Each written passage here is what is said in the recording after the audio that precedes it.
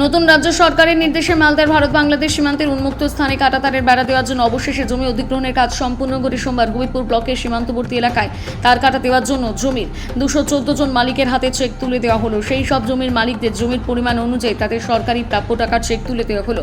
সোমবার দুপুরে হবিপুর ব্লকের যেতু মঞ্চে এই জমির চেক বিলি করা হয়। এদিন উপস্থিত ছিলেন হবিপুর বিধানসভার বিধায়ক জুয়েল মুর্মু, হবিপুর পঞ্চায়েত সমিতির সভাপতি সুখিরানী সাহা, হবিপুর বিডিও কৃষ্ণকান্ত মণ্ডল সঙ্গ বিএসএফ এর উচ্চপদস্থ আধিকারিক এবং ভূমি ও ভূমি সংস্কার দপ্তরের অন্যান্য আধিকারিকেরা।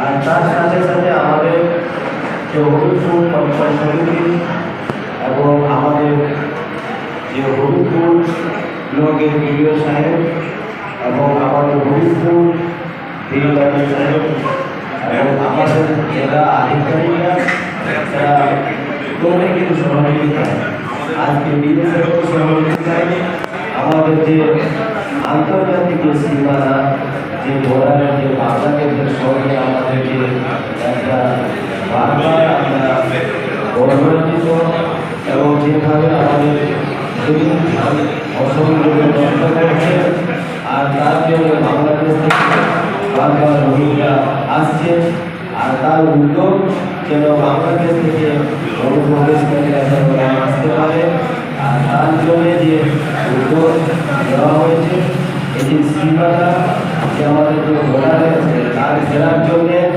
সেখানে যে আমাদের যে হবিপুর ব্লক থেকে যেভাবে আজকে আমাদের যে ডিএলআরও সাহেবের পক্ষ থেকে তারা প্রতিটি প্রধান সীমানাতে আজকে মাপযোগ হয়েছে আর মাপযোগ হওয়ার পরে যাদের যাদের আমাদের জমি চিহ্নিত করা হয়েছে আর সেই জমি যারা কৃষক না তাদেরকে আজকে জমি মাপ দিয়ে তাদেরকে বোঝানো হয়েছে এবং এর জন্য আমাদের উদ্যোগ এবং চারজন জীবী এবং একজন জীবী এই তিনটা জীবী এখানে আমাদের জীবী মঞ্চে যারা উপস্থিত রয়েছে যারা কৃষকরা আপনারা নিশ্চয়ই আপনারা চেক পাবেন। আমাদের যারা পাট্টাদারি রয়েছিলেন আপনারা এখানে আমাদের কাছে 119 জন তারা পাট্টাদারি পাবে আর যারা জমির মূল্যে তারা আজকে আমাদের 95 জন পাবে।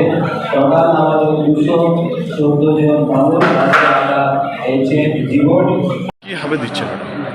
দেখুন, আপনারা জানেন সত্যিকারে আমাদের যে সম্মানীয় মুখ্যমন্ত্রী শুভেন্দু অধিকারী মহোদয় তিনি হওয়ার সাথে সাথে বলেছেন যে 45 দিনের মধ্যে এই জমি অধিগ্রহণের কাজ শেষ করতে হবে এবং বর্ডার ফেন্সিংয়ের কাজ চালু করতে হবে। যে আমাদের যেভাবে উদ্যোগ নিয়েছেন তারা ডিএলআরও অফিস থেকে এবং বিডিও অফিস থেকে এবং জেলা থেকে টিম মিলে তারা আজকে তারা প্রতিটি জায়গায় মাপযোগ করেছে। মাপযোগ করে হওয়ার পর যতজনের যে জমি আজকে মাপযোগ করা হয়েছে ধাপে ধাপে তাদেরকে চেক দেওয়া হচ্ছে।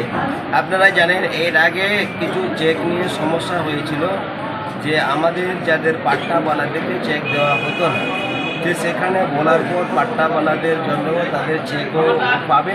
আর তারা আজকে পাট্টাওয়ালারা এসেছেন 119 জন তারা চেক পাচ্ছেন এবং যারা রেজিস্ট্রি করবেন জমি তারা আপনার 95 জন। এই 214 জন মিলে আজকে আমরা তাদের হাতে চেক তুলে দিব। আর আমি প্রথম চেক শুরু করলাম দিতে এবং এই রকমে আজকে সারাদিনের প্রোগ্রাম আছে। তারা চেক আজকে বিলি হবে এবং ধাপে ধাপে আমাদের বর্ডারদের জন্য বর্ডারে যারা বসবাস করেন এবং যারা জমি চাষিরা বর্ডারের যাদের জমি যাদের আছে যেখানে ম্যাপিংয়ের মধ্যে যাদের আছে তারা কেউ বঞ্চিত হবে না। এটা আমাদের যে মানবিক সরকার তিনি বলে দিয়েছেন যাদের যাদের জমির কাগজপত্র আছে কেউ বঞ্চিত হবে না, সবাই কিন্তু সেখানে তারা টাকা পাবে। কতজনকে দেওয়া হচ্ছে? সব মিলিয়ে 214 জন। এক ধরনের বেনিফিশিয়ারি আছেন যারা রায়ত, আর এক ধরনের আছে পাট্টাদার। পাট্টাদেরকে সরাসরি দেওয়া হচ্ছে আর রায়ত যারা তারা রেজিস্ট্রি করে নিচ্ছেন। রেজিস্ট্রির কাজ এবং পাট্টা হোল্ডারদের চেক বিলি করার কাজ দুটো একসঙ্গে পাশাপাশিই চলছে। এটাকে স্টেপ বাই স্টেপ চলবে, আরও তো স্টেপ বাই স্টেপ চলবে বিভিন্ন সময়ে এটা চলবে, চেক দিয়ে দেওয়া হচ্ছে। চেক দেওয়া হচ্ছে। স্যার পাট্টা জমি আর এই যে জমি দুটো কি একই রেট দেওয়া হচ্ছে? এটা সরকার নির্ধারিত রেটেই, আচ্ছা, পুরোটা সরকার নির্ধারিত। সরকার নির্ধারিত যা আছে তার কোনো ব্যতিক্রম হচ্ছে না। মানে জানা যাচ্ছে কি কতজন টোটাল পাবে এখনো কোনো সেটা? ওই সংখ্যাটা এক্ষুনি আমি বলতে পারছি না, হয়তো ল্যান্ড ডিপার্টমেন্ট বলতে পারে, কিন্তু ওই সংখ্যাটা নেই আমার কাছে। এই সংখ্যাটা আজকের যে সংখ্যাটা সেটা একটু দামটা বলে দেন। আমার নাম তো কৃষ্ণকান্ত মণ্ডল, ভিডিও হবে। ঠিক।